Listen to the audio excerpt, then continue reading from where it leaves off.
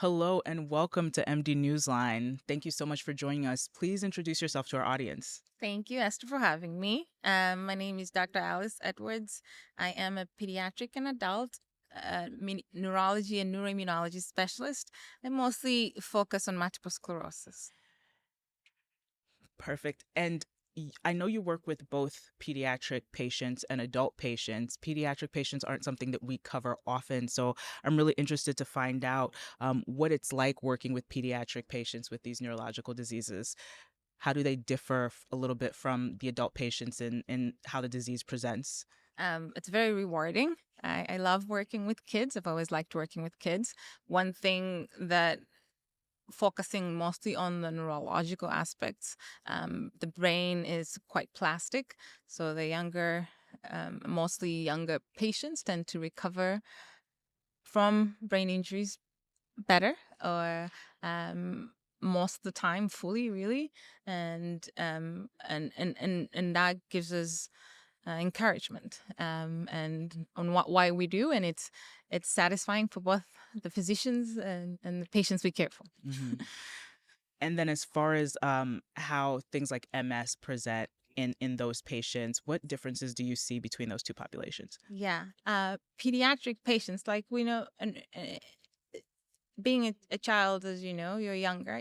And the younger you are, diagnosis, that just means you get to carry this disease um, for longer. Fortunately, we still do not have a cure, but we have a lot of medications that can modulate and modify the disease course of our patients.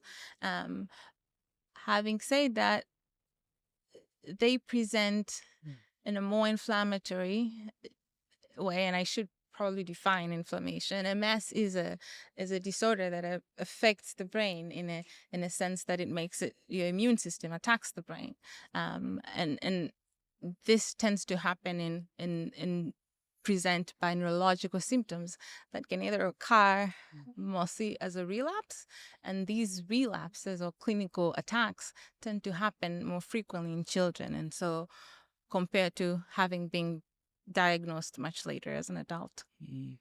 Yeah, so let's talk a little bit about some of the diagnostic challenges across age groups. So, how do the McDonald criteria for MS diagnosis differ in applicability between pediatric and adult populations? Yeah. Um, we have our by we I mean the pediatric population has its own McDonald's criteria, and was revised in 2017. The adult diagnostic criteria for MS was just revised in 2024, and it's coming out of publication really soon. Are there differences?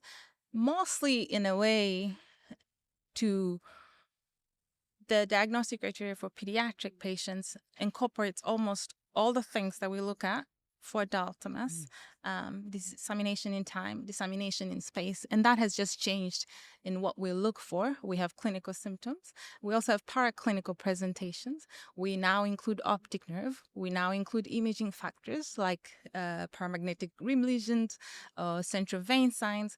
All these things do help us in the diagnosis. But as far as the diagnostic criteria for pediatric patients in itself, we mostly focus on other diseases that can also present like MS and making sure that we're not missing those. Just like I should probably backtrack and say how rare MS is just in the general population, but pediatric MS is also much, much rarer. So in a sense, there are other diseases that can present, especially systemic inflammatory diseases that sometimes affect the brain, are more common. More other kind of demyelinating diseases that we have biomarkers for, such as MOGAD. So those are the one.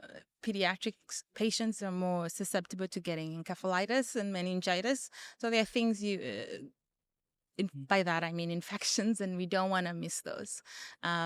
So the diagnostic criteria for peds, I would say, focuses mostly on making sure we have the correct diagnosis, but we're not missing other things. Mhm.